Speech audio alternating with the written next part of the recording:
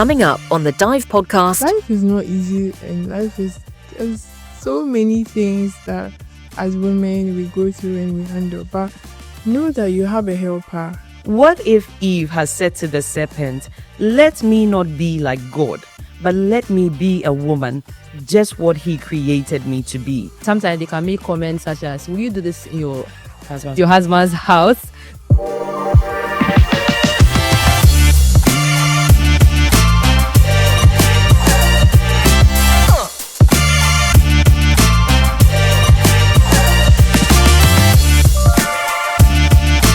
Welcome to another episode of the Dive podcast, where we dive into issues young people face, but often they do not talk about. In our last episode, we addressed men vulnerability and why men hide their pain. Today, we are taking it a notch higher.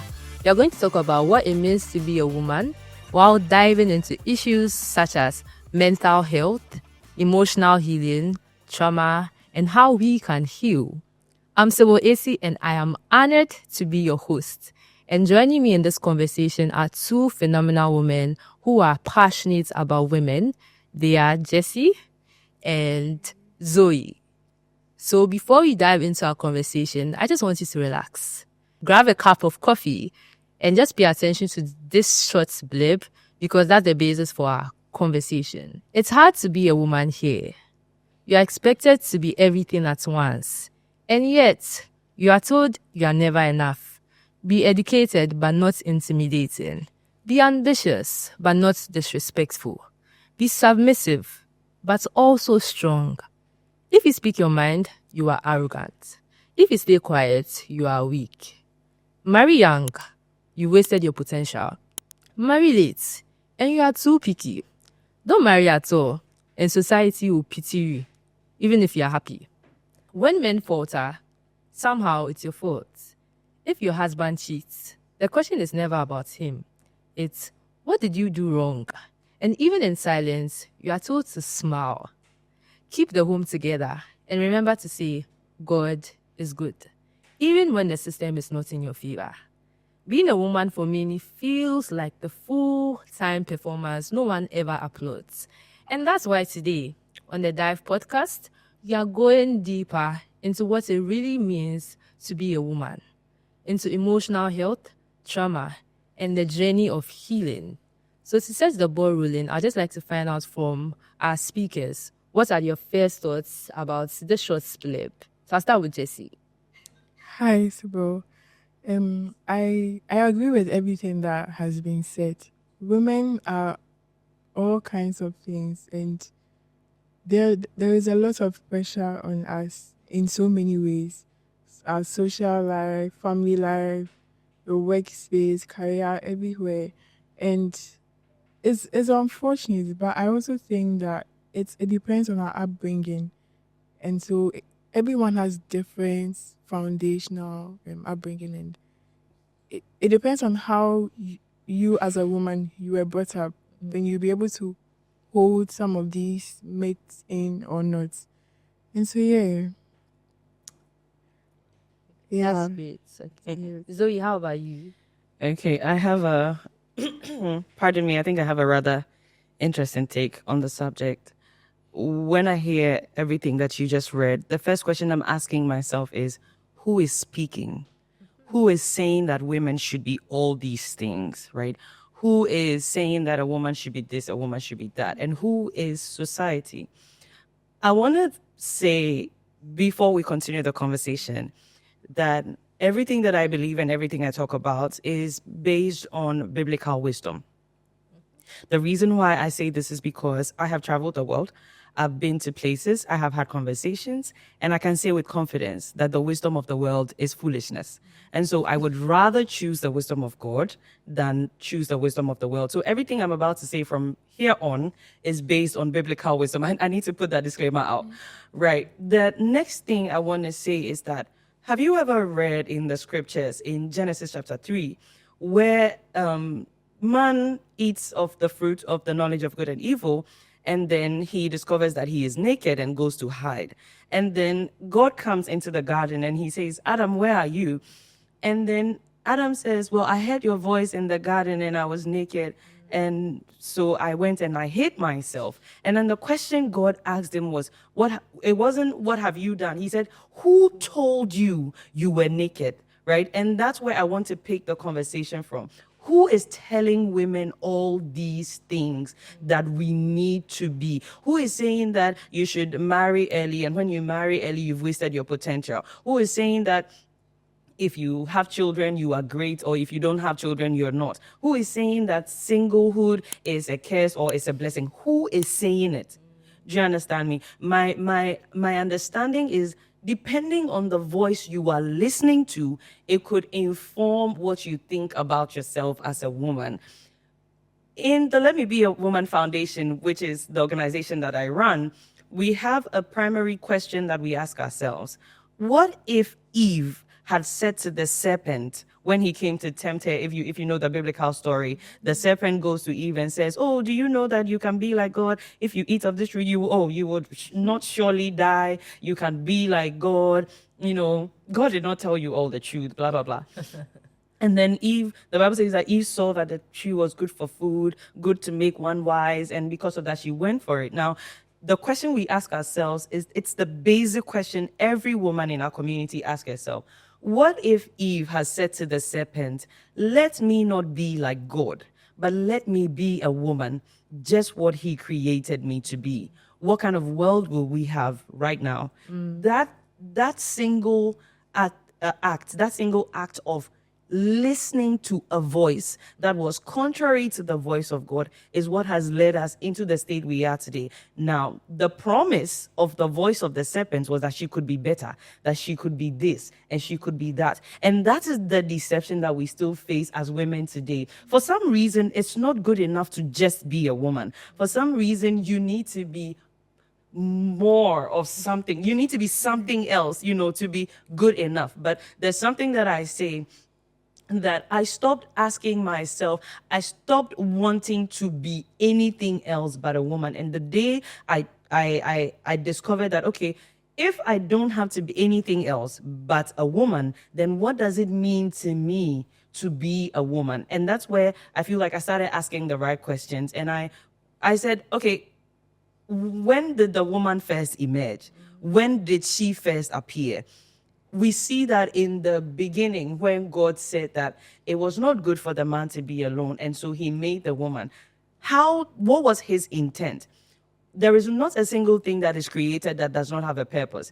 Even a simple safety pin has a purpose. A paper has a purpose. A pen has a purpose. So what was the intent of the creator when he was making the woman? What was he thinking?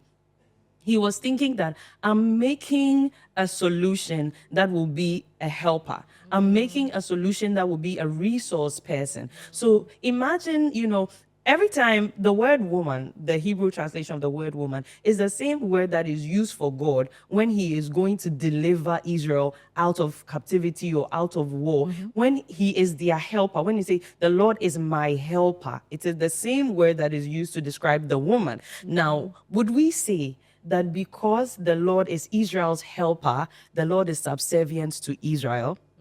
Rather, we would think about it this way, that Israel is in a situation where it cannot defend itself. It cannot save itself. And therefore, the Lord is coming in as someone who has capacity to deliver Israel out of the situation. So when I think about a woman, in the original sense of her creation, in the intent from which she was created, I think about an agent of God that is filled with absolute power and resources to go into whichever jurisdiction she has been assigned, or into any area that she has been assigned, to go and offer help, offer deliverance, offer value, offer change, offer freedom. And so I don't think about a woman as, oh, she needs to be in the home, or she needs to be at the workplace, or she needs to have children, or she needs to be married. A woman is an agent of God that was sent to help in a specific situation.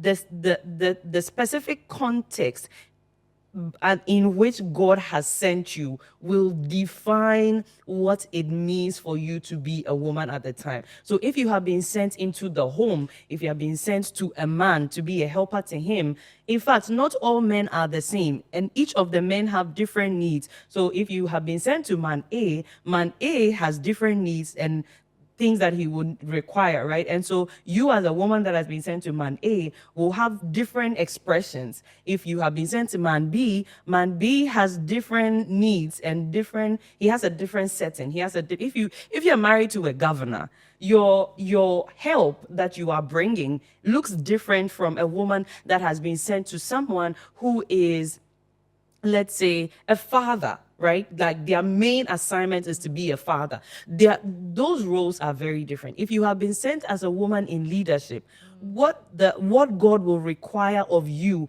in that situation looks different. So my question always is not to listen to what society has to say or what, people have to say. Let's ask the one who made the woman what he thinks about the woman. Wow. Let's ask the one who made the woman what he thinks about the woman. I think you should just think about it, right? Think about it. Yeah, we should make a t-shirt with that. Yes. I love that. So as you were speaking, this came to mind. We all know that before a butterfly becomes a butterfly, it goes through a life cycle. Yeah. And before a woman becomes a woman, the woman first becomes a girl, right? And growing up as a girl, there are some things you are supposed to learn how to do. Like, for example, if your mom is cooking in the kitchen and you are sleeping, she will come for you. Oh, yeah. And when you're supposed to be doing chores and you're not doing it, that's a problem. And sometimes they can make comments such as, will you do this in your husband's house? So what are your thoughts about that? Like, how has it shaped your journey about like being a woman? Yes. And how would that help you in, let's say, in training like a girl child for someone, that parenthood is something that you don't go to school for, but you are expected to be a good parent. Yeah. So based on like your experience and from the biblical point of view, I'll start with Zoe, then I'll come to you. What do you think about it? Okay. So personally, I can share my own personal story. Okay. When I was growing up, I was a daddy's girl. I was never at home. I used to go to work with my dad. My dad was a lecturer in ICT. When ICT was fresh, some young people were not born at the time. This was like 99, 2000. And I think I was 8, 9 at the time. I knew how to use a computer. So I would go to work with my dad. His students would be, oh, small girl, come here, come and show me how to create a document, a file. Like it was that wild, And that was my life at the time. I grew up with my dad at work all the time. And I was not a very domestic young girl. Now, I grew up to a certain point where I realized, like, I cannot actually cook, I can't cook to save my life. I think this was university. Thank God I found one of my pastors, who's my mentor. She took me in at university during vacations. I'll go live with her, and she'll teach me, how to do basic home stuff, right? That you think that every young person should know. Now, when I began to be effective in the home, the conclusion I came to was that when it comes to household training or doing chores and those things, I think that as long as you are a responsible human being, these are things you should know. You should know how to make your bed. You should know how to wash your clothes. You should know how to clean yourself. You should know how to cook. You should know how to, set up your space in a way that it can be a good environment for you to thrive and all of that. It's good for every human being to know that. However, because of the specific, I would say, the nature, what I think about raising young girls is the idea, like I said, to me, a woman is an agent of help. And so whenever I'm thinking about raising a young girl, I want her to think about herself as somebody who's bringing value in every way. So I worked with my dad. I started dealing with people very early, and I feel like that has shaped me in the kind of adult that I am today. It's made me business savvy. It's made me be able to run, business. And interestingly, the kind of man that I'm married to, this is a skill that it's become handy. It's become relevant in my marriage today, right? So I would not limit the training of a young girl to just domestic stuff. Now, back to what I said, as a normal human being, you should be able to know how to take care of your home. This is your space. You don't cook and leave the dishes. You don't say that, somebody should come and cook for you to eat.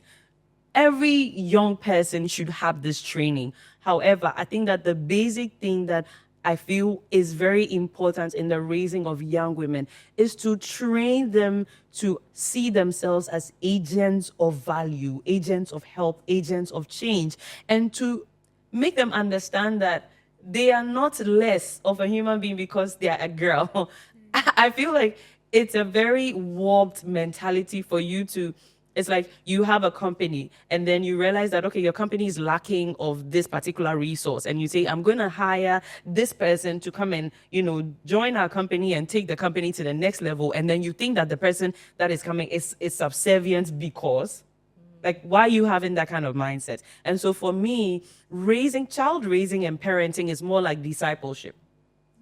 And so I'm raising that disciple to be, first of all, and to understand themselves, to know their identity, that it is born in the fact that they are created by God and that they are sent on an assignment, and to know that because of that assignment, there is a way that you conduct yourself. There is a way that you show up in spaces. There is a way that, you come, your growth is not just you going through school and coming out. You're always looking at, how can I be better? How can I learn? How do I take advantage of this opportunity? This, that, because you're looking at yourself as a person of value, as a person who's supposed to have resources to give, So yeah, that's what I would consider in raising a girl child. So women are vessels of value. They offer value. Yeah. So Jessie, do you want to add anything to what she has said? Okay, so the little I would want to add is that, for example, I grew up most of the time on my own. And so some of these house chores, I had to learn them by myself. I sort of learned how to cook when I went for my national service, when I was living alone. Because my dad was always like, go and read, go and study. So I didn't grow up in the kitchen. Like, I didn't grow up doing all these kinds of things. But yeah, like, you have to learn it for yourself. And even if you were not brought up like that, you should take the responsibility to learn it. And well, I'm not too old enough, but I think I want to believe that I know how to do a lot of things now, and I learned it on my own. So I want to also tell women that we cannot always be given the excuse that, okay, my parents didn't teach me this, I didn't grow up learning how to cook, I didn't do this. You have to do it by yourself. You can, now we are privy to a lot of resources that you can learn how to cook, you can do all of that. And so, yeah, if you are like me, that you have to learn most of the things on your own, you can do that. So just to add something to that, one of the things that what you said in the question that you posed was, when you're in the home and you're not handy, your parents will say, you can't do this in your husband's house and everything. Now, I believe in early training. If you have the opportunity to be, trained in domestic things whilst you're young, is great. But then there are things that you can also learn whilst you grow up. You don't necessarily have to, it's not like if you don't know how to cook by age 10, you can't learn it. But there are some other values that are rather important to be inculcated into a person's life from their infancy. Like, having a healthy self-esteem, having discipline, being responsible. Those are things that should be taught, but are not, and those things could actually cost you more when you're older. So I feel like domestic stuff are great. Every young person should know that.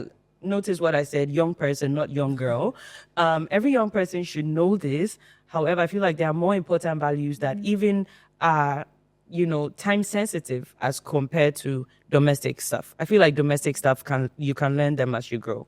Wow, that's great. As you were speaking, you just gave me a flashback of my childhood. And I remember my mom would always speak positive words to my brother and I.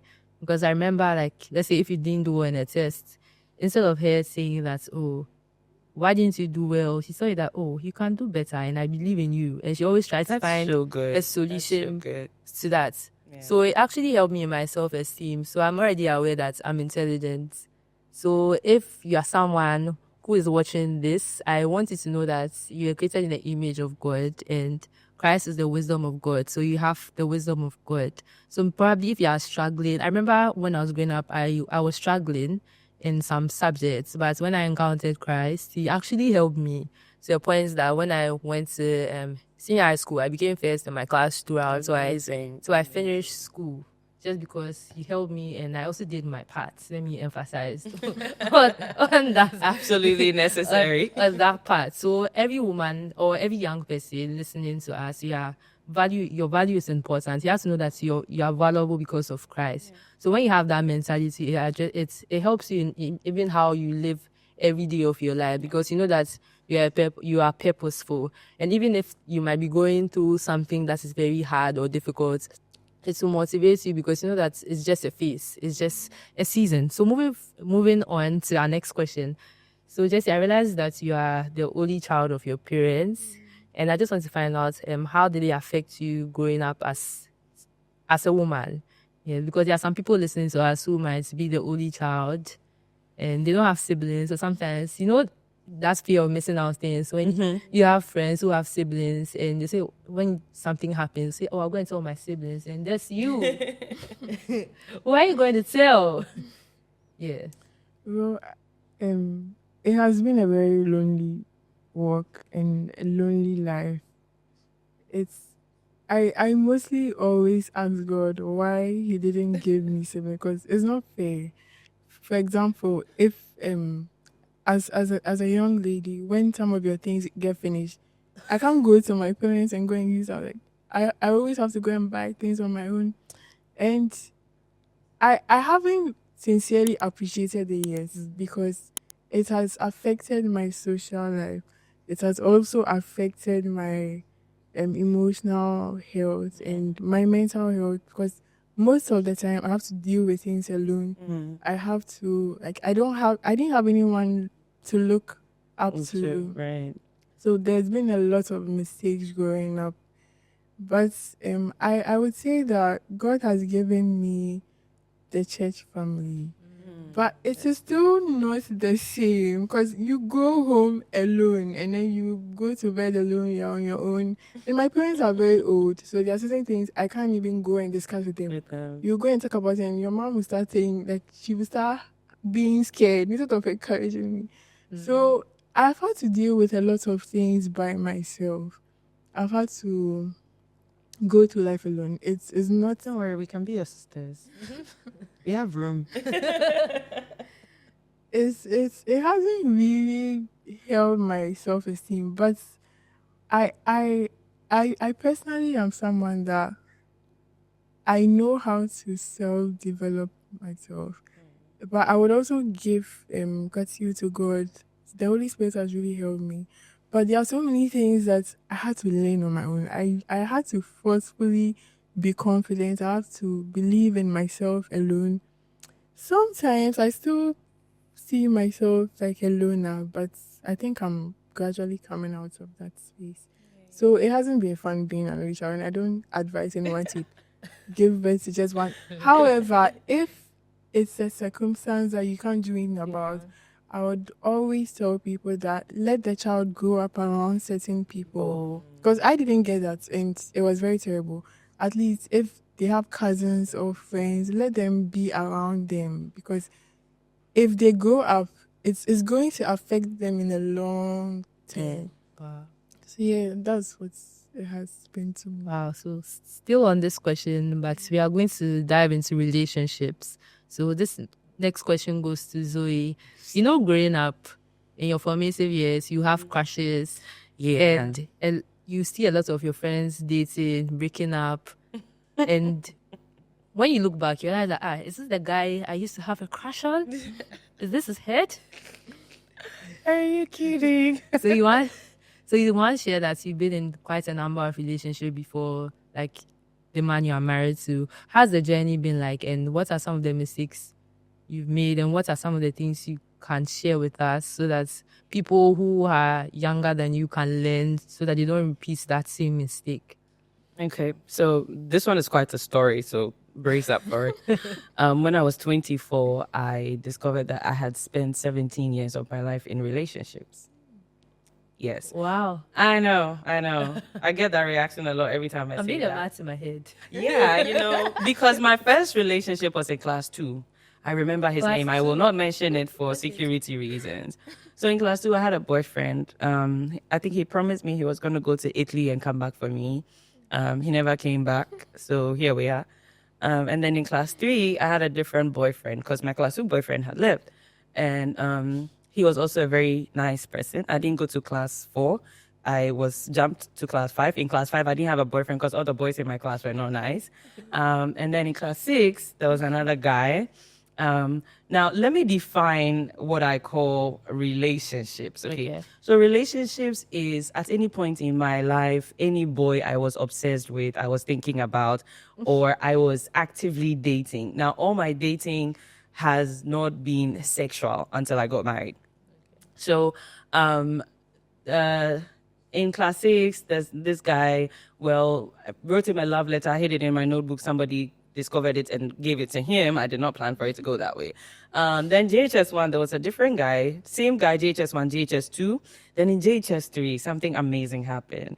I was in JHS3, my boyfriend was in SS3. Fantastic. I would receive letters from, SS with like nice drawings and stuff on it. It was really, really cool. Then, so same boyfriend till I got to SS1. When I got to SS1, I met the Lord. And then I came back and I was like, you know what? I think I just met the Lord and I want to get to know him a little more. So can we like hold on with this whole relationship thing? Well, turns out the guy could not wait. When I came back from school, he was dating somebody else. That kind of hurt, but we had to go with it. Dated the Lord, I would say, my whole of SS. So SS, I wasn't into anybody else. Then came out of university, there was a guy. In university, came out of SS, there was a guy. In fact, there were like 3 different people in between, like, when you're out of school before you go to school. And then when I got to school, I dated. This was one relationship that I always talk about because I had a very good relationship with the Lord early on. And I went to the Lord to ask him about this relationship, and the guy asked me out. And then, the Lord had told me that I was going to be in ministry. So I was expecting like a papa, like a ministry person and all that. I met this guy, very great guy, praise. When he starts to speak the scriptures, this is this is ministry material. So I went to the Lord and I was like, Lord, I met this guy and this, da. What do you think? And the Lord was like, no. And I was like, Lord, have you seen the guy? Have you seen him when he prays? Like he did that. And he didn't say anything. He was like, no. So instead of me to go back and say no to the guy, I did not know how to say no to people. So I went and I said yes. That was the worst 1 year of my life. Took me about 6 years to recover from that relationship. Well, so after that, there was another relationship, and then that was like the last relationship, lasted for 5 years. It was not sexual. 5 years? Yes. And then, yeah. Yeah.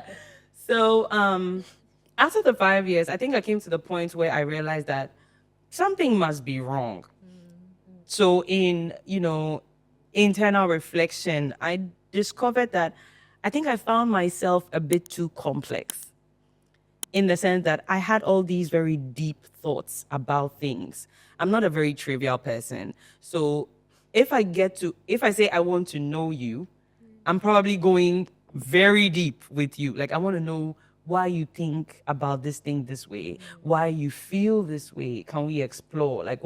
And so I felt like my mind was a very thick, dark place. And I didn't want to be by myself because I didn't want to have to answer the questions that my brain was posing to me at every point in time. And so I would rather be with someone else than be in my own life, right? So I would date just to avoid myself.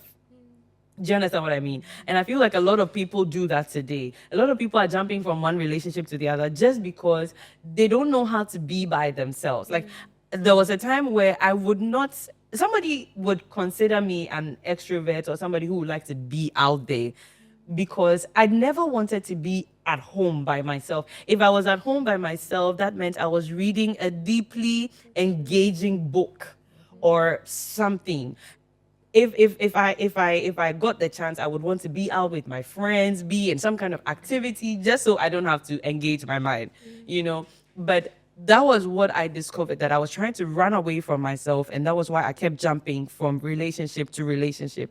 And so after that relationship, I decided, you know what, no relationships. The Lord was with me, working with me on myself through that process. And that was when I came to accept myself. A lot of people have not come to the point where you can say, this is me, this is all of me, and I embrace all of me because this is who God has made me. I was a believer for a very long time, but it took me a while to get to that point, to say that this is Zoe with all her complexities, but I love her. I love her enough to be able to sit with her. And if there's something that I had very boisterous emotions, like every day you're feeling something. You're either in love with someone or you're crying about something, or you have like all these very all these boisterous feelings. It's like every day there's something to feel, right? That was a time where I got to sit with myself and really understand myself. Like, when I'm feeling this way, why am I feeling this way? It's deep and sometimes it's painful, but it's good because it helps you to understand yourself, and it helps you to be able to navigate your life much better in a more informed way, because now you know that if this thing happens to me, this is how it's going to translate. And so this is how I set my boundaries. This is how I protect myself. This is how I relate with people. This is how I choose my friendships. This is how I choose the people I want to relate with. This is how I choose what work I want to do, what career I want to be in, because you understand yourself. And so for me, even though my relationships kind of went on for a while, I feel like the end of it was good, because I came to that conclusion. I realized that none of these things would satisfy, and that it was God, and then a knowledge of myself that made me settled. It made me calm down. It's like, you can be happy. You can actually be happy. Like, you don't always have to be on the edge. And the fact that you're happy does not mean that you will not have troubles every now and then. You will. But you're satisfied with your life. You're happy with who you are, the person that you're becoming. And you give yourself the chance to grow, and when you make mistakes, you give yourself grace, and then you learn and you get better, and then you keep going. So that was, the journey for me. Yeah. Wow. So it's important that you get to know yourself. You have to sit down, ask yourself, why am I feeling this way? And also you have to learn to enjoy your company. Yeah, that's so and good. know who God has created you to be. So we are just moving on. We are coming to just play a short game, okay? Where I'll just say a word, then whatever comes to mind, you just complete it. So for example, when I say Africa, what comes to me instantly is hope in the future. So I'd just like to start with Jessie. So when I talk about womanhood, what comes to mind? Strength. Strength. Okay. So when I also talk about, let's say, marriage, what comes to mind? When you talk about marriage, I see partnership. Partnership. Yeah. Partnership. Okay, so I'm taking it again, another round. So when I talk about submission, what comes to mind? Submission. Yes. Obedience. Obedience. Okay. Okay, that's fine. So when I talk about motherhood, what comes to mind? I think about discipleship, discipling. Yeah. Discipline. Okay, that's great. So on motherhood, so if you read the book of Judges, it talks about Deborah, who was first like a prophetess, the wife of Lapidot, and she was also a judge over Israel, and she arose as a mother during a time of distress. And we can see that Deborah was a multifaceted woman. Yeah. And there's a lot to learn from her. So based on this, I want us to have like a discussion on how can we prepare to embody these kinds of roles. I see them as just roles Right. as a woman, like being a mother, being a wife, being, let's say, a prophetess or whatever role God has called you to be, being in a marketplace, if God has called you there, raising kids. How do you prepare for such responsibilities? Who likes to go first? Jessie, would you I'd like? like to. Okay. So in with what you've said, I want to start by saying that we cannot do life on our own. We can't be alone. Even God did not want to be alone. That's why He created us. And so if we have to be all of the things that we need to be, one of the ways is to have authorities over your life. You should have some mentors that you can run to in any time and any situation and every season and phase of your life. They can assist you with this. So if you have such authorities, they are able to guard and then also guide you on where you should go, where you shouldn't be, how to go about some of the struggles in your life and all that.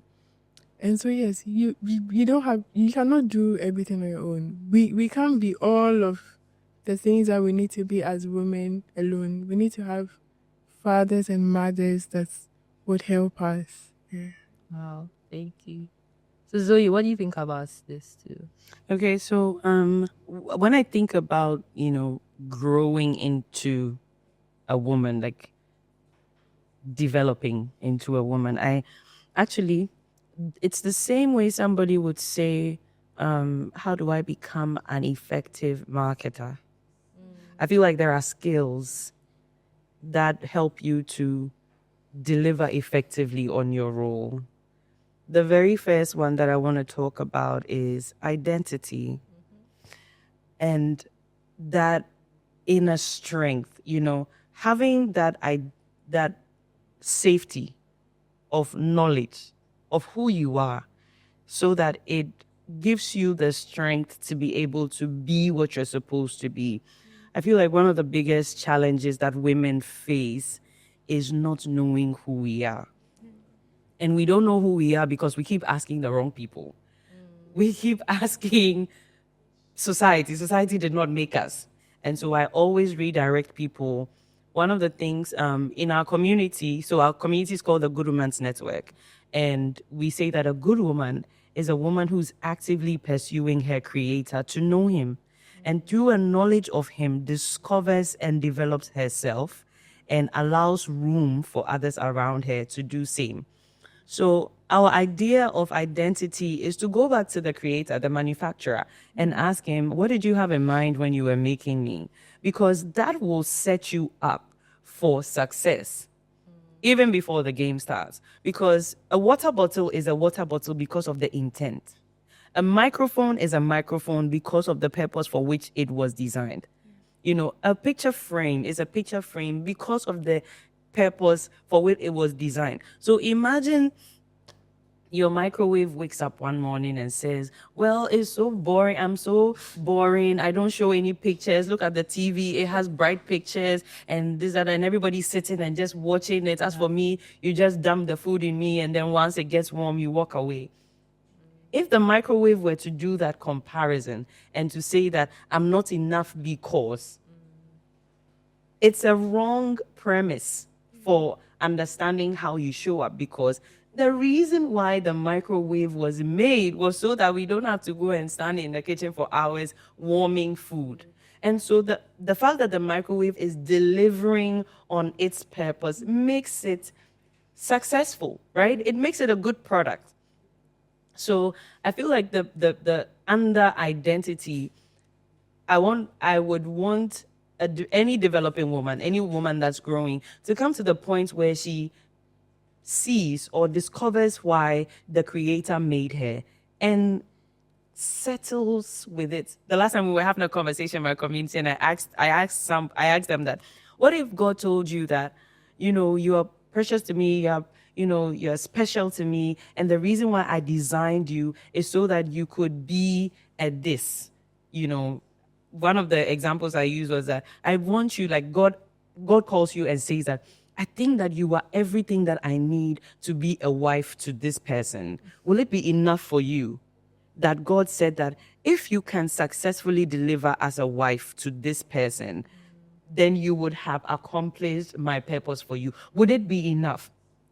And then, we got like interesting responses. No, I can't just be a wife. Like, why would I just be like all that I was made to be was just to be a wife? And it was like very, very interesting. And I was like, do you people really understand what it means to be a wife? For which reason you're feeling like, oh, so what would you rather want to be? Right. And then I'm like, if the creator decided that this is what I made you for, it should be enough.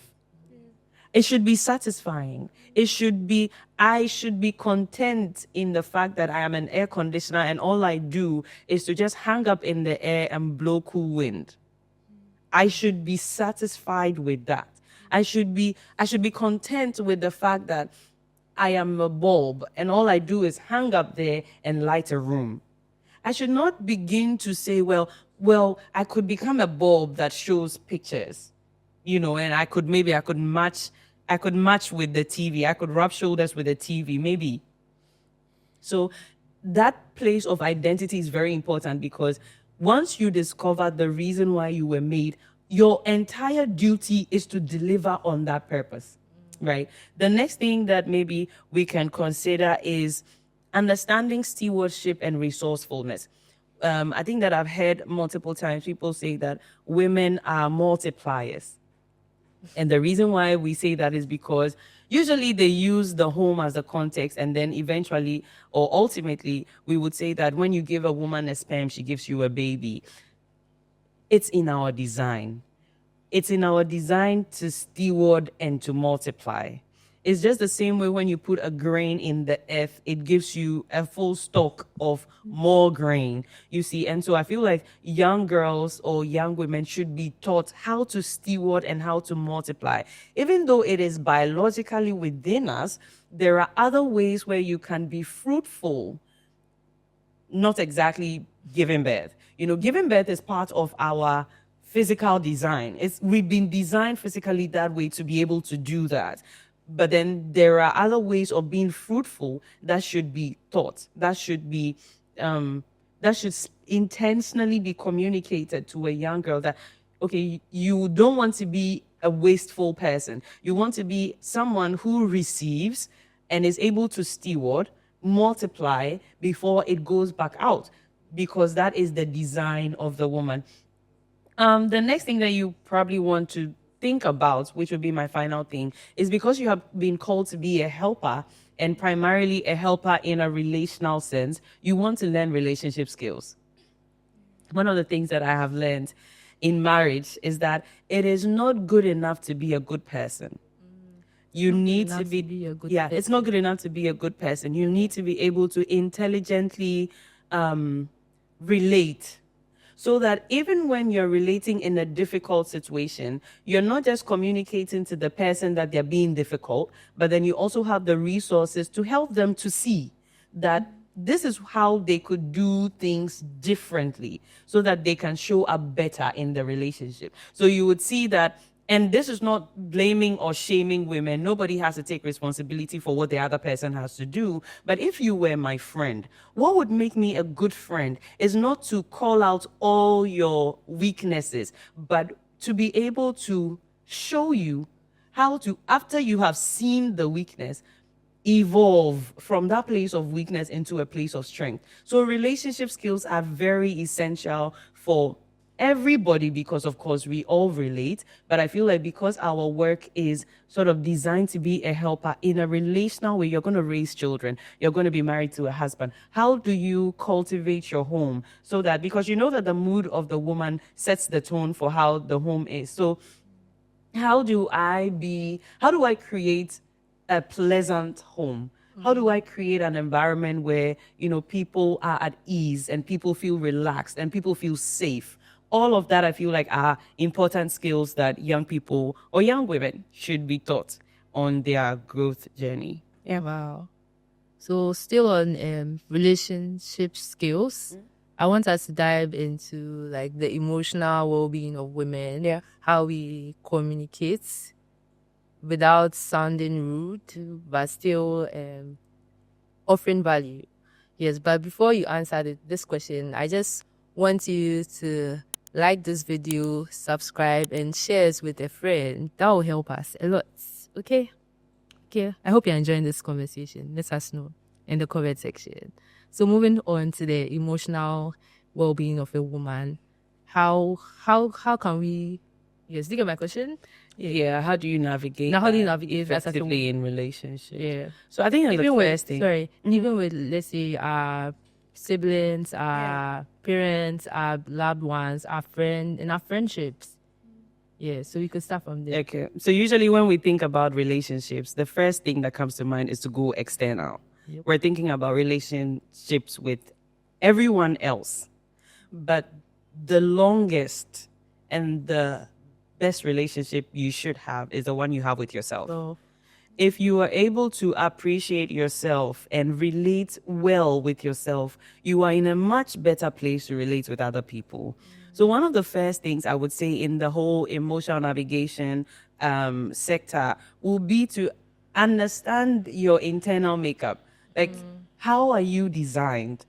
Do you realize that, okay, maybe I'm a very outgoing person, I'm a very easygoing person, like I know people who don't easily get offended, or even when they are offended they are easily appeased.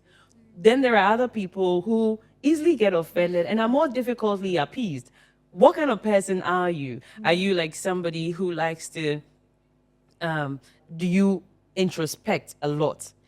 Do you think about things deeply, or you like to, pay as you go? What kind of person are you? If you understand yourself deeply, it helps you to effectively communicate to other people. The reason why we're always, struggling in our relationships with siblings, with parents, in romantic relationships, is because sometimes we don't even understand why we are feeling the things we feel.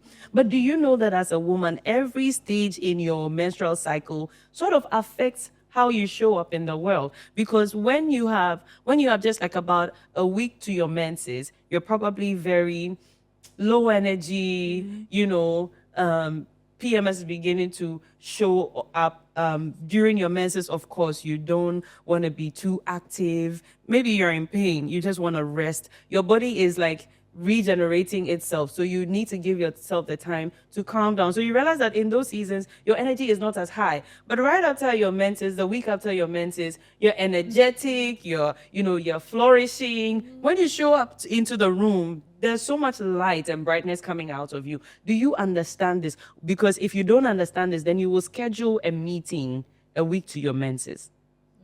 And then during that week, your energy is not as high as you would like for it to be. And then you show up in the meeting and it's as though you didn't come with your full self. And then you're not sure why you feel that way. And then maybe the person is unimpressed about how you showed up and you're feeling bad about how you showed up. And then it becomes a cycle of emotions. But if only you understood your inner workings, because during the week of your ovulation, you're going to feel beautiful and sexual because your body's trying to get you pregnant. And so some guy that you never even looked at twice, you're going to think, oh, why does he look so cute today? It's not because you're having, negative thoughts or you're being flirtatious. But if you understand that I'm in my ovulation week, I'm feeling horny for no reason. If the thought comes to me, I just have to remind myself, girl, you know that it's the week and we're not trying to have a baby right now. So just chill. Watch a movie, read a book, go to sleep. If you have that understanding of yourself, you're not going to succumb to the pressure of, oh, I'm feeling horny today, and then just go, crash with somebody that you never dreamt of. And then the ovulation week wears out and you're asking, why did I even do this thing in the first place? And then you're feeling disappointed with yourself. And then somebody comes to ask you a question, they've done nothing wrong, and then you snap at them because you're feeling disappointed with yourself. So you see, the more you understand yourself, the better you're able to show up with other people. Now, communication is very important. In communication, there is what you intend, what you say, and what the person receives. And you need to know how to navigate all of this effectively so that what you intend will actually come across. By the time I say, oh my God, you look really beautiful today, it would not come off as, wait, is she mocking me?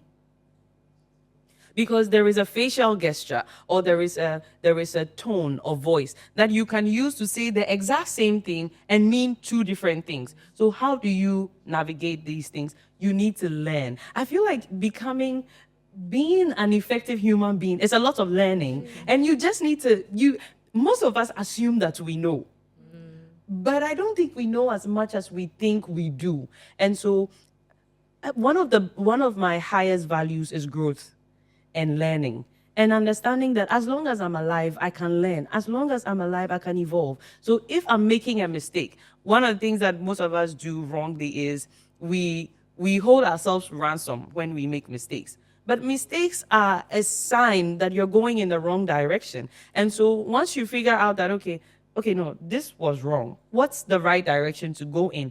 Okay, maybe I'm not figuring it out. Is there a knowledge I need to get so that I can relate better? Is there a knowledge I need to? One of the things that I feel is very effective in communication is asking questions and being a great listener. When you're with people, how interested are you in them? Not how they make you feel. How interested are you in knowing, like, if I sit with Jessie, I want to understand who Jessie is and her internal workings so that when she shows up a certain way, I know that this is probably from that incident she told me about, happened 5 years ago. And maybe because her dad was unreliable, she's learned to be all things for herself. And so when she's being defensive, or she's trying to be an independent woman, it's not because she wants to shove me away, but it's because that's all she's known to do. So that I can push further and say, let me help you. Because she actually needs it. It's just she doesn't know how to ask for help. Because every time she's asked for help, she has been turned down or there's been nobody available to help. So getting to know people for who they are helps you to effectively navigate your relationships with them. But for most of us, what we do is we just like how people make us feel. And so when we are in the room with people, we don't care deep enough to know or to understand. We just want to relate in a way that makes us feel good. So if it doesn't make us feel good, then we want to cut the person off. We want to, shelve that relationship. No. It takes a level of self-sacrifice to actually get to know someone. Because in the moment when you're getting to know them, you have to suspend all your needs at the time. For a lot of people, when you are in a relationship, dating someone, dating is a data collection platform where you get to meet someone and get to know about them. The most effective people who do relationships well, are people who have the patience to understand the person in front of them. When you understand the person in front of you, it's easy for you to relate because then now you understand the things, like when things show up. Because you see, I can tell you that, okay, when you are in a relationship, this is what you must do, this is what you must do, this is what you must do. But remember that no two people are the same. And no two circumstances are the same. And so if you understand the underlying principles, it makes you more effective in showing up in your relationships as opposed to just cherry picking on principles that seem, okay, they say communication. What is communication? How can you communicate if you don't know the person that's in front of you? How can you communicate if you don't understand yourself? How can you communicate if you don't have a good understanding of the current situation? All of that informs how you show up or how you navigate your emotional space. Yeah. Wow, that's so insightful. So still on what you spoke about, I want us to move into the area where people have faced a bit of trauma. Right. So it even shows in how they, let's say, relate with people. Yeah. So for example, some people, as you use the example of, let's say, for instance, if someone had, let's say, an unreliable parent, Yeah. the probability of the person wanting to be independent is so high. So it's not about you, it's about what the person has gone through. So it's important that we understand that when getting to know people. So on trauma, I want to find out, so for people who have been traumatized or they go through like subtle experiences, what's the process like to get healing? Because right now we are looking at solutions. We've identified the problem. Yeah, so if anyone listening to us who have faced something similar. How do they start the journey on becoming whole? Because before you can, let's say, even get married, you need to first know who you are, be healed, and know that you are complete in God first, that the person will come to complete you. Yeah. Yeah, so who would like to start? Say that's my question. Yeah, Jessie, you should start.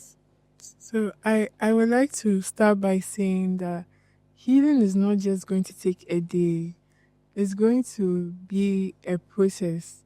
And there will be times where you would fall and you have to encourage yourself and get up again.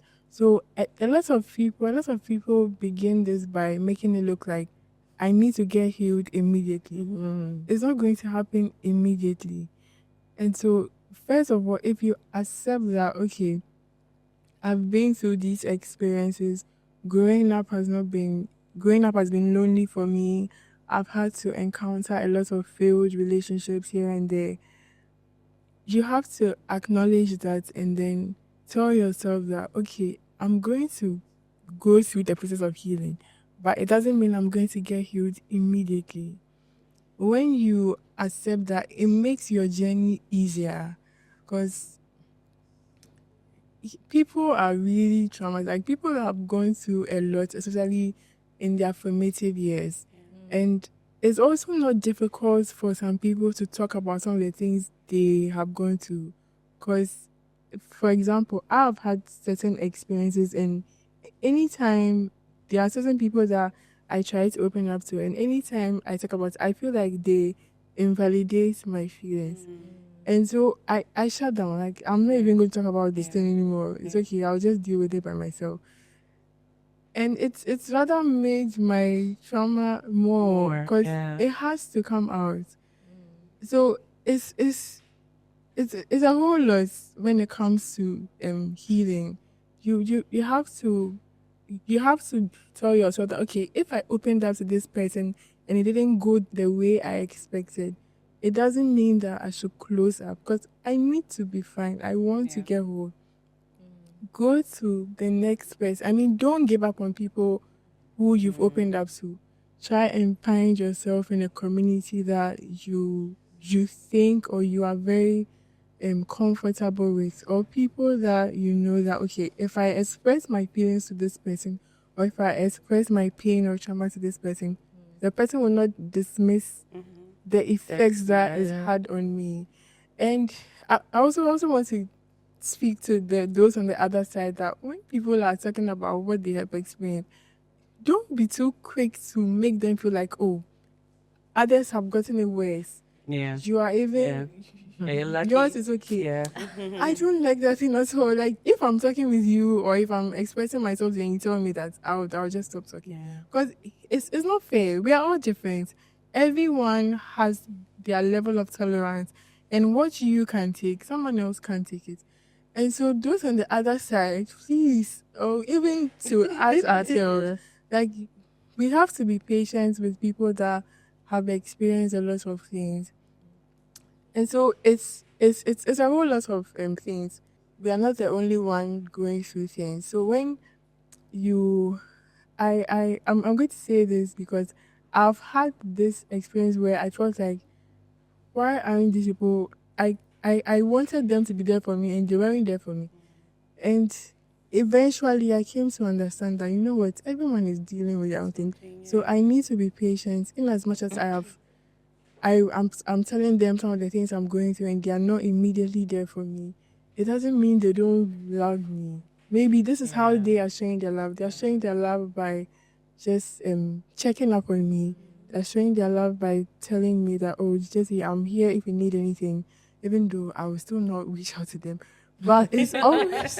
So understanding yourself. Yeah, you have to be patient with yourself and be patient with them. Yeah. That it's gradual, it's a lot. I am still in the process, so this is what I can say for now. So I just wanted to add something. I want to marry something both of you said, and the importance of understanding yourself, and people, it goes a long way. So, for example, when you're opening up to someone, if someone comes to open up to you, you don't always have to have an answer. Sometimes you just need someone to just listen to you, or maybe just they know that, okay, you are here for me, and you can just give the person a hug. Sometimes you may not even have an answer, and that's all the person needs. We don't listen to respond, we listen to understand. That's good. Yes. So also moving forward, she spoke about community. I just want to ask Zoe, what's the role of community in the healing process of a woman? Okay, that's a pretty good question. And we spoke about healing, so I'll go back a bit to the Okay. previous question. So we spoke about trauma and healing, and I would say that usually one of the things that we don't realize is that trauma is both the thing that happened to you, the unfortunate thing that happened to you that caused an inward pain or a wound, and the good things that should have happened that did not happen for you. So either the pain that happened to you by like an active thing, or the pain that comes from a certain good thing not happening for you. So as a child, if your primary caregiver is supposed to be your place of safety and you don't get that, it creates a wound. Right? So I think that the first step to healing is, first of all, identifying the wounds and being able to see where the triggers are coming from. The benefit community, and I want to speak specifically to families and the church family. One of the things that community can do is they help you to easily lift the burden of trauma and wounds. You see, wounds, and especially inner wounds, they thrive in secrecy by shame and guilt. Now, we need somewhere that's open and safe, where we can air whatever the wound is, so that it can lose its grip on us. Have you ever had this experience? Have you ever thought about something in your mind, and it's like, as you're thinking about it in your mind, it's so big, it's so huge, it's so scary, and then you talk to somebody about it and you're like, wait, so this was what I was, thinking in my head? Like, it's like, whilst the thing is in your head, it looks so big and so scary until you start to talk about it. Now, because community is so important in our healing journey, it is also important for people who are within our community to strive to create safe spaces for us to heal. One of the challenges, I spoke to a community recently about rejection. And one of the things that is so painful is that whenever somebody experiences rejection, they find it hard to talk to somebody without feeling dismissed or without feeling invalidated. Oh, I mean, what's that? What? I mean, it's not anything. It's not a big deal. It's not, it's like you talk to somebody about something that you feel very deeply about, and then they just brush it off like it's nothing. And then you also have other communities where people are so, you see, here's the thing. All of us are walking around a little wounded, a little sick.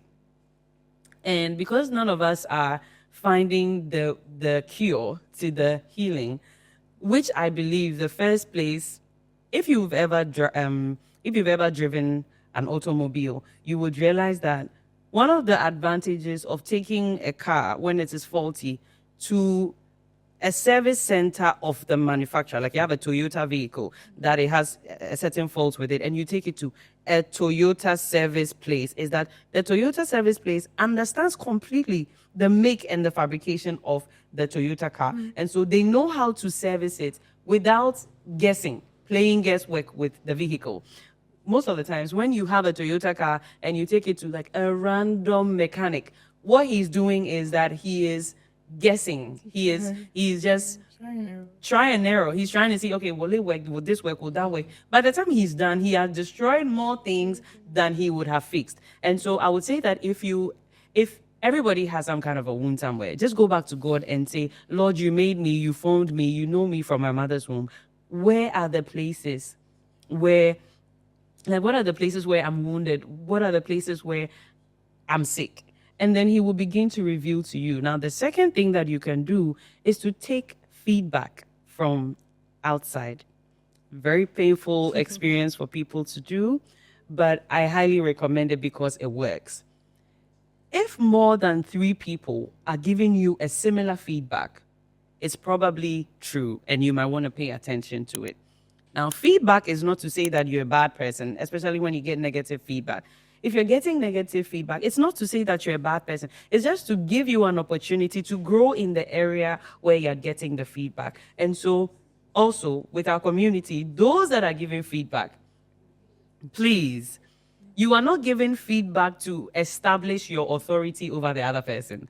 If I'm telling you that there's something you're doing wrong, my intent is not to make myself feel better than you. But for most of us, because we don't have any way of validating ourselves, we speak down on other people so that we can feel good about ourselves. But if that's your way of feeling good about yourself, then your self-esteem is very broken and you need to heal that as well. So if you're giving feedback to someone, you need to go with the intent that this is a person that has feelings and has, intellect. And I should not play down on that.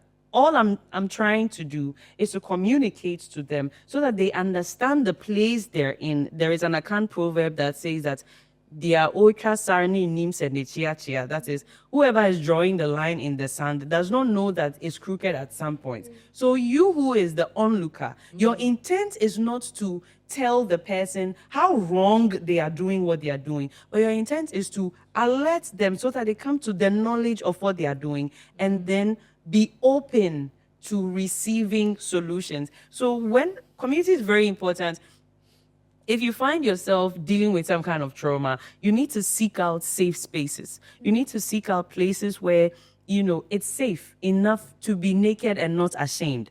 Because that is the first thing that Adam and Eve experienced in the garden. When they sinned, they were naked, and for once, they were ashamed. Because after God had made them, they were naked and unashamed with each other. But when they sinned, they realized that they were naked and ashamed. But God came and then covered them up. So you need a place where when you go, you can be naked, unashamed, and covered up.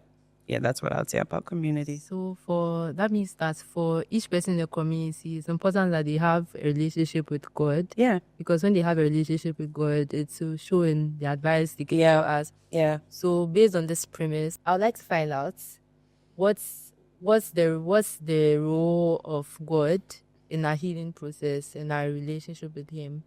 Yes. Should I go first? Yes. Okay. So the role of God in our healing process. I don't know. I don't think that healing comes from anywhere else apart from God. Honestly. I'll share a story. Okay. At some point in my journey, I was dating a guy. And then another guy came along and told me that he liked me. This guy was dating another girl that I knew. For some reason, I believed him. So one day I was hanging out at his place, and then his girlfriend called and said she was coming over. And then he said to me, "Oh my God, my girlfriend is coming over, you have to leave." And I could not believe it. Like, how am I in this situation? So I got up, grabbed my stuff, I'm walking out, and tears just running down my face. Because first of all, the shock that because I don't see myself as that kind of girl. That's not who I think myself to be. How am I in somebody else's boyfriend's place and getting thrown out because his girlfriend is coming? Do you get me? So I'm frustrated about the situation. So when I walked out of the room, I was just saying to myself, this is not who I am. This is not who I am. And just before I could fall down, the Holy Spirit just caught me and said, "You are a good woman." And those words, it was you're coming from a tall building, you're coming to crash your head, you're just about dead, and then somebody just like an air mattress, you just fall on and you bounce, or a trampoline or something, and then you don't hit the ground. Those words, they saved me. They kept me. And I feel so I actually went on a retreat after that experience, and it was with God the whole day, and a particular book that He sent me to go and read. And through that journey, He was with me every step of the way. Do this, don't do this. Go here, don't go here. Sit with me for a second. I want to show you something. And then He begins to open up. Okay, this is where you are missing it. This is how you're showing. This goes all the way back to here. Can you see this? And I'm like, yes, I can see it. So it's that experience for me that experience of walking with God gradually and him showing you. And let me share with you one of my best kept secrets today. I'm sharing it on air that I love to talk about is the word of God. The word of God is like a balm that you put on a wound. It's so soothing. And the reason why I say this is because there are a lot of the wounds that you have that it may not be a feeling, but it's a stronghold in your mind. It's a belief that you have come to have about yourself because of an experience that you had. And the only thing that can knock down that stronghold and totally bring it down is the word of God. Is what is God saying about you in this circumstance? So you think that maybe I'm not good enough, well, I've been all over the place, different men, I have like a high body count, people have had access to me, blah, blah, blah. Or you feel like, it's like, I never get anything right. I never do this. I never do this. My question to you is, who is telling you those things? And have you heard what God has to say to you about it? I would recommend, like, go and get a Bible. Open it up. Eat it. It is healing. It brings such healing to your bones. Like, look at me. Like, I can't even be still as I'm talking about it because it's like injections that you get and you just get better as you go. So that's one thing I would say. I feel like the role of God is, first of all, he being your manufacturer, he knows the ideal state you're supposed to be in. And he is the best person to work on the broken parts. Because he made you, he only knows what is broken. Right? Because there are some things that you may have that society might be telling you that is broken. But God says, no, I made it exactly that way. Don't touch it. Right? So you don't go out there to get healed. You go to him because he knows. Wow, that's nice. You just reminded me, yesterday I was reading the Bible and the verse for that day was Psalm 119, verse 18. And it was like a prayer that open my eyes that I may see the wondrous things in your law. And it got to me because that's like a significant prayer everybody can pray because the Holy Spirit inspired different people from different dispensations to write the Bible. So that means the best person who can actually help you understand this is the Holy Spirit. So it's a prayer that I'm learning to pray that's, Father, open my eyes so that I may behold or see wondrous things in your law. So you can pray that prayer too. Okay. And if you're enjoying this conversation, don't forget to like this video, share the video, comment what you are learning, and also don't forget to subscribe. Okay. So moving on to, I'll come to Jessie. How do we build a vision for our lives beyond the expectations of people? Because growing up, of course, you'd see, people have expectations for you. So how do you build a life or build a vision for your life outside, let's say, societal scripts and what people think about you? Because sometimes people expect to see you as this. Wow, that's not what God has created you to be. Because growing up, let me use myself as an example. I was a very quiet person. If you told me like 5 years ago that I'll be sitting here to be your host, I'll say you are lying. Honestly. But learning, like reading my Bible every day, going to church, being a part of a community, it has helped me know a part of me God created me to be.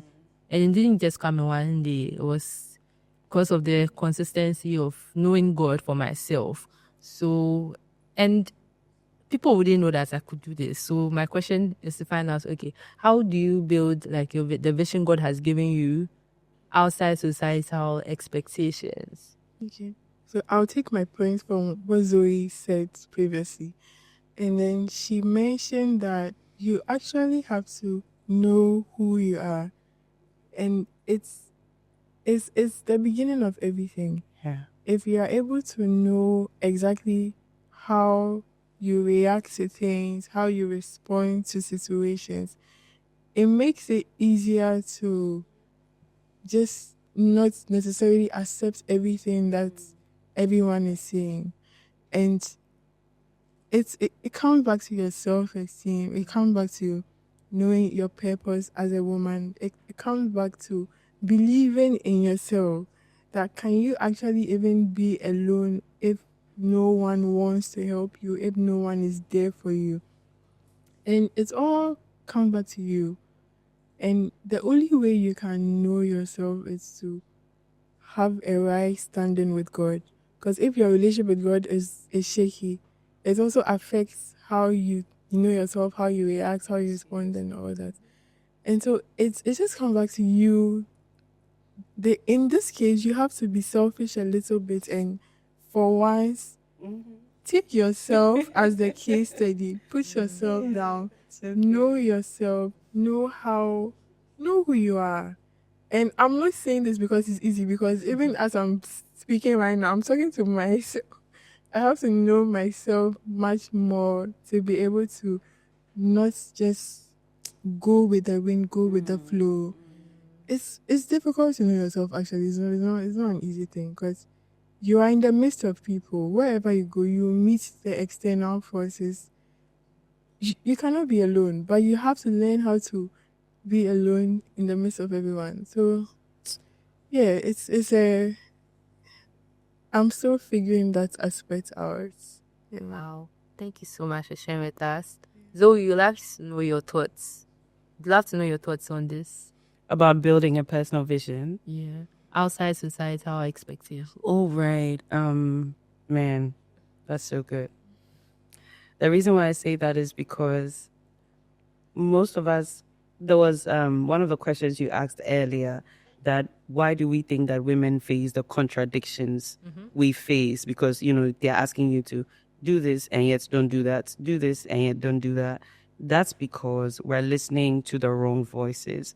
So the beginning of building a vision outside of societal expectations is just like she said, knowing God. Now, when you know God, there are essential questions to ask. What did you have in mind when you were making me? Because if you made me as a water bottle, then I don't have to try to function as a television. If you made me as a sewing needle, I don't have to act like a microphone, right? If you have the basics of what you were designed to be, and usually people say that, well, I've been asking God and he's not telling me anything. Here's one of the signs here's one of the things I will ask you to look out for after you have prayed that prayer. When you look into the word of God, how does it come off to you? What are some of the things that you easily see? I know somebody who reads the Bible, and at every point, every scripture they see, they literally see money in it. I don't know how they do that. When I read the Bible, at some point, everything I see is either personal development, growth, or women.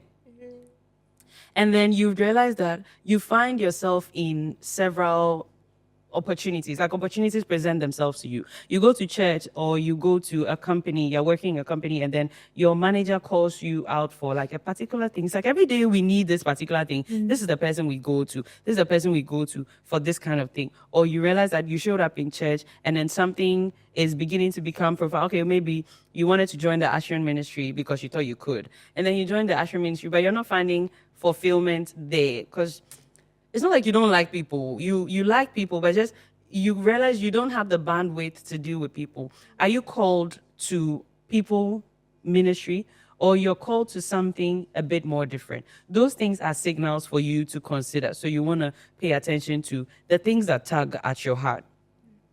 Right? So if you pray to God, the Lord, show me what my purpose is, and then you feel like you didn't get a clear-cut answer that he says that, okay, your purpose is this. But then you realize that somebody like me, I know that I've been called into leadership, but leadership was not something I liked. I've never liked it my whole life. Unfortunately for me, I was born a firstborn. When I got to the university, I was appointed a class rep, like out of nowhere. And then when I started sharing my healing journey, women started reaching out to me for help. And it's like, now you lead an organization unintentionally and you have to fit in the role. It's because it's like God trusts you that you can handle this thing, and that's why he keeps bringing it along your way. And so for me, leadership was not something that came naturally to me. It was something I had to learn. So there will be things that come naturally to you, and there will be things you would have to learn, or things you have to grow in order to, effectively fulfill your purpose or to build the vision. So I would say that start with God and then begin to pay attention to all the things that come along, and then maybe go back to God and find out, how does he want you, how does he want you to use your gifts and your talents and the things that you're able to do very easily? Like, for somebody like me, as you can see, I can talk for hours. Now, the fact that you can talk for hours, this is how I noticed that I could talk for hours. Because every time I was in a friend group, I always got in trouble for telling somebody what somebody said that they did not want the other person to know. And so because of that, I stopped making friend groups. Like, I stopped being in friend groups because I was like, I'm going to get in trouble because somebody's going to come tell me something and I will tell another person and then it would bring me trouble. So I'm not going to do that. So growing up, I started to pay attention. Okay, this is something that I do very easily. Then I asked the Lord, what would you have me do? Interestingly, I sing. And you would think that my main ministry would be singing. I sing every week, like I'm leading worship somewhere every week, right? You would think that my main ministry would be leading worship. However, I realized that God may have other plans for me because I find myself growing more and more in speaking to people, being in leadership, and all of those things. So one thing about working with God is letting go of control. You may not have the full picture sitting in front of you, like, oh, I'm going to do this and this and this and this, and bam, my life is set. No. You have to trust God in the daily, in the weekly, in the monthly, and in the yearly. You have to trust God as you go on the journey. And so it's like every day you wake up and you say, Lord, what would you have me do today? And then figure out how you're going to show up in the most effective way in whatever opportunity He presents to you in that day. Wow. Trust God in the daily, the weekly, the monthly, And in the year. and the yearly. That's so profound. Unfortunately, you've come to the end of this episode. But I'd like our guests to just share a few thoughts with us on what we've said so far, like a piece of advice for any young person listening who is facing trauma or who is in a period of healing and trying to know God and trying to get a community. What's something you'd leave with them? Yeah, so I'll start with Jessie. Okay. I would conclude with my favorite scripture, and one of the scriptures that I always go to. That is Romans chapter 8, verse 26.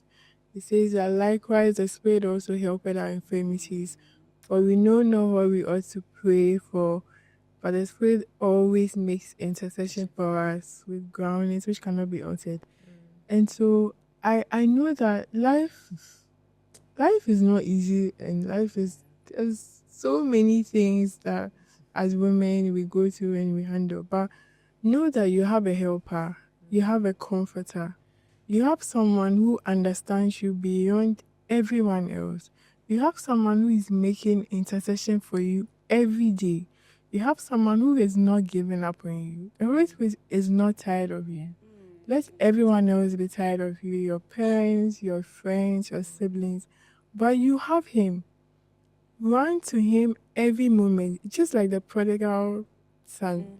If you are someone who thinks that, oh, I've done this, God is not proud of me, I feel very dirty, I feel this, that. He's there. He's just waiting for you with His arms wide open. If you feel that you've given up on yourself, you have the comforter that has not given up on you. So please, let's go with everything and always find comfort in the friendship of the Holy Spirit. You don't even have to say much when you are talking with Him. Sometimes you just have to cry, or you just have to lie down in silence. He's there, and He's always there to help you. Yeah. I love that. Like, I just want to take a moment to breathe on that. Like, that was just really beautiful. And I think that my final words would be that you're not an accident. You're not a mistake. If the birds of the air, somebody made them and they did not happen by chance, even if AI was created by someone, AI was designed by someone, you are too complex a system to have happened by accident. Now, because you did not happen by accident, there is a creator who had an intent of making you. When anybody designs a product, the product is not more excited about its success than the one who made it. The one who made it is the one who is thinking about, how do I make this thing work? How do I make this thing successful? When we design something, we are the ones who will do the branding, will do the packaging, will do the marketing and everything, just so that our product or whatever it is that we've designed actually comes out the way we've intended. So I need you to understand that God is on the lookout. He's always watching over you, watching out for you, and orchestrating things so that you come out well. He's not sitting down looking for your mistakes. Nobody does that. Nobody is obsessed with the faults of their products. Like, nobody does that. And so God is sitting, making sure, making plans, making arrangements so that you will succeed. I just want you to agree with him. He accepts you. He loves you. I want you to accept that acceptance. Most of the times, the reason why we struggle with love is because we cannot imagine that somebody loves us, even as we are.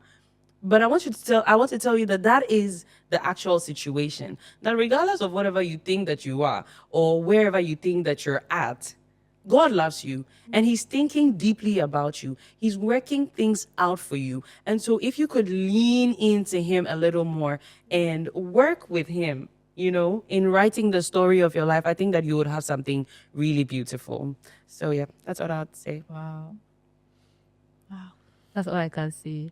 So for me, I'll just say, enjoy your journey. And also, I always say this to anyone I meet, that you are God's masterpiece. And a masterpiece is the best product someone can make. And he created you and you in Christ Jesus to do good works. And he's so detailed that he planned it long ago. And he knows every detail of your life. So just breathe. Okay? You'll be fine. Yeah. I'm Sobo Esi. I've been your host for this episode. Thanks to Nadia. And on the side, I speak. I'm a personal development and finance advocate. And let us know what you learned from this episode. We are looking forward to your feedback and we want you to share this video. See you in our next episode.